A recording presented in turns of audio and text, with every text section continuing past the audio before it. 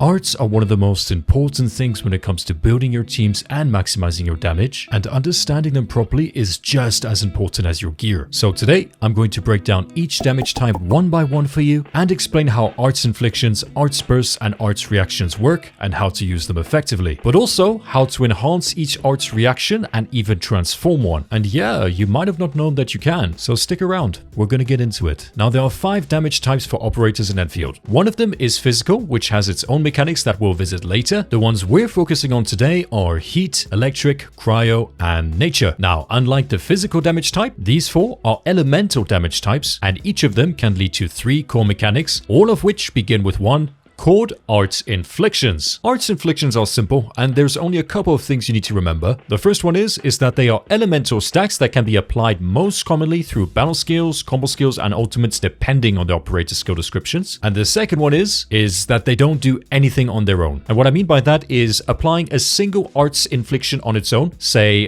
Heat Infliction, does nothing immediately or on its own. It just adds a stack of Arts Infliction, or in this case, a Heat Infliction to the enemy. But this is where Art Bursts and Art Reactions come in. Art Bursts are very straightforward. After you apply an Arts Infliction, let's say a Cryo Infliction, and then apply another Cryo Infliction, whether from the same operator or a different one, this will trigger an Arts Burst, and in this case, a Cryo Burst. That burst deals Arts damage of that element and adds one additional stack of the same Arts Infliction, which in this case is Cryo. And this works exactly the same for Heat, Electric, and Nature as well. Now, Arts Reactions, on the other hand, are the opposite and just a little bit more complex. But stay with me here, you're doing great. Arts Reactions happen when you apply 2 different Arts Inflictions, meaning 2 different elemental stacks. Once an Arts Infliction is applied, the next Arts Infliction you apply to that target determines which Arts Reaction is triggered. And just like Art Bursts, there are 4 possible reactions. But as I said, it's the opposite process. Instead of stacking 2 of the same element, you stack 2 of different ones. And instead of continuously stacking on Arts Inflictions like Art Bursts can do, Arts Reactions consume both stacks after the second one is applied from the combat skill, which will create one of the following Arts Reactions: Combustion, Electrification, Solidification, or Corrosion. And one last detail on how to trigger it is that it's the second Arts Infliction that decides which one you'll get. For example, if I apply Electric, Cryo, or a Nature Infliction first, and then the second infliction I apply is a Heat Infliction, this will always trigger Combustion. Now, as you remember with Arts Bursts, they do not consume the Arts Inflictions and only deal Arts damage, but Arts Reactions do a lot more. They are the creme de la creme of Endfield combat and a huge part of building teams strategically. So what do these 4 Arts Reactions actually do? Well, you may have noticed earlier that I added at the bottom of each of these assets that I created what they do in brief, but it's still a little bit more complicated than that, so let's get into it. For Combustion, to an enemy with a non-heat Arts Infliction, apply a Heat Infliction to consume both inflictions and deal 1 initial hit of heat damage, which will then trigger the Combustion reaction, which causes the target to take heat damage over time. And this heat damage is based on the attack of the operator who triggered Combustion. So Combustion triggers a DOT,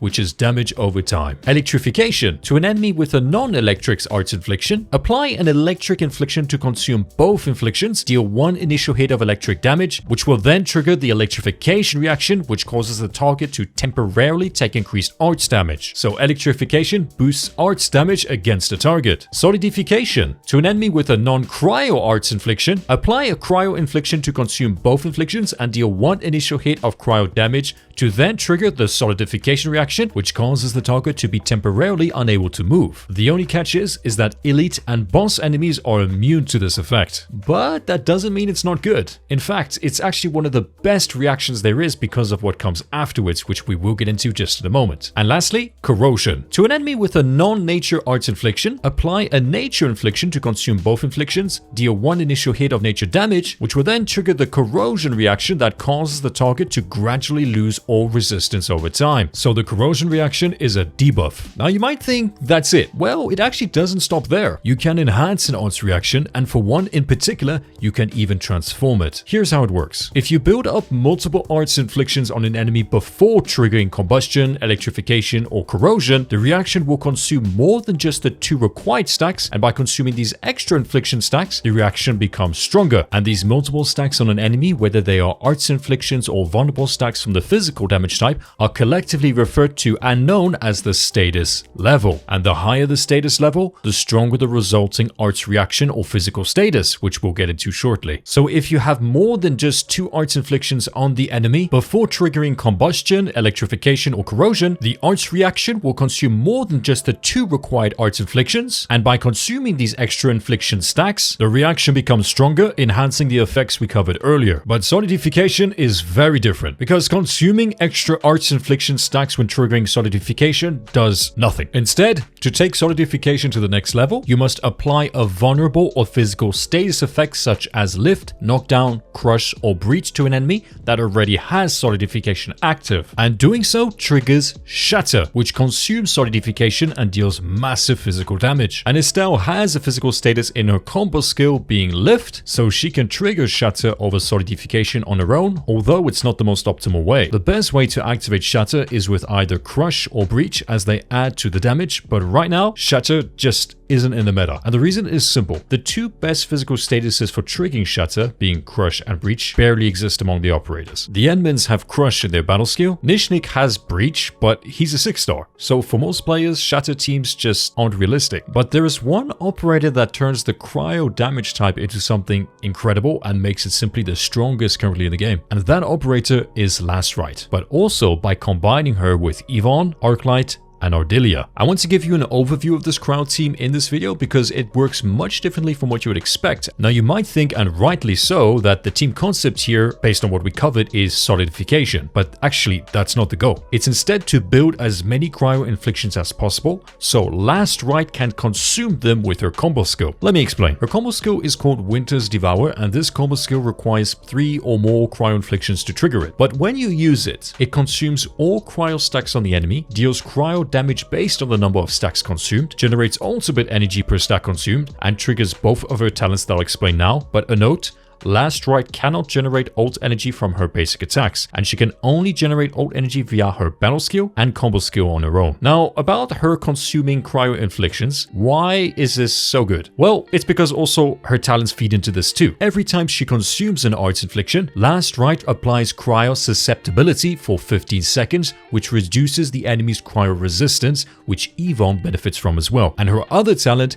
Cryogenic Embrittlement, increases this debuff on the enemy even more. So Last Rite's entire deal on her own is build Cryo stacks, devour them, apply Cryo susceptibility, and burst with her kit and ultimate. Yvonne works perfectly as a sub DPS with Last Rite because both her battle skill and ultimate apply Cryo infliction. Her combo skill can also apply Solidification, but since it's a combo skill, you can choose whether to trigger it or not. And just like Last Rite, she also deals arch damage, and her kit also goes around crit rate and crit damage. Arknight would be the SP battery for the team and the burst amplifier, and she's a great fit because her battle skill only restores team SP and does not apply arts inflictions and does not consume arts inflictions, meaning she never ruins your Cryo stacking. But there are better options for an SP battery, so why her?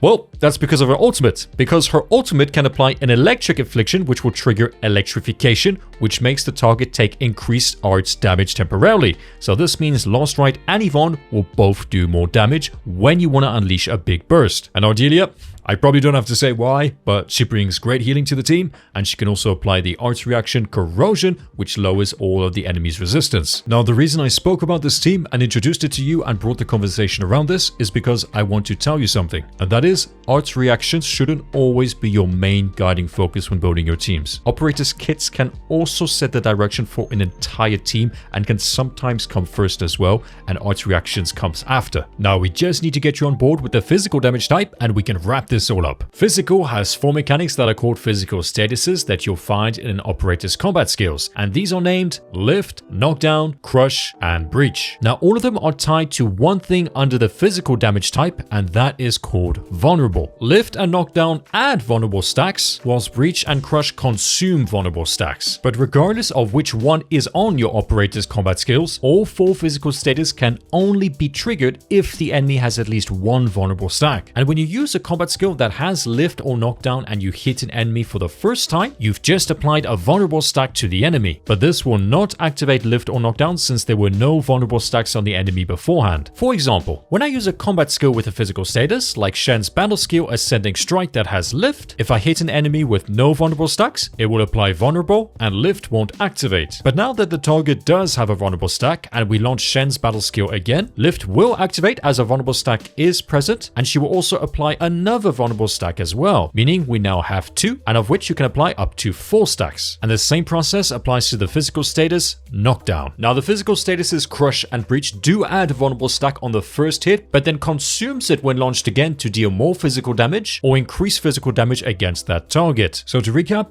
Lift and Knockdown add vulnerable stacks and excel at controlling non-elite enemies and applying some stagger. Crush and Breach also add a vulnerable stack if there isn't one, but then consume all vulnerable stacks to activate their effects, which are physical damage focused. That's it. Thanks so much for supporting me on this new journey of making Endfield content. And if you're just starting out, check out our Day 1 starter guide so you have the best start in Endfield, but also a great understanding of the core mechanics as well as what to expect from the endgame. This was Static. Remember to have fun, and I'll see you in the next one.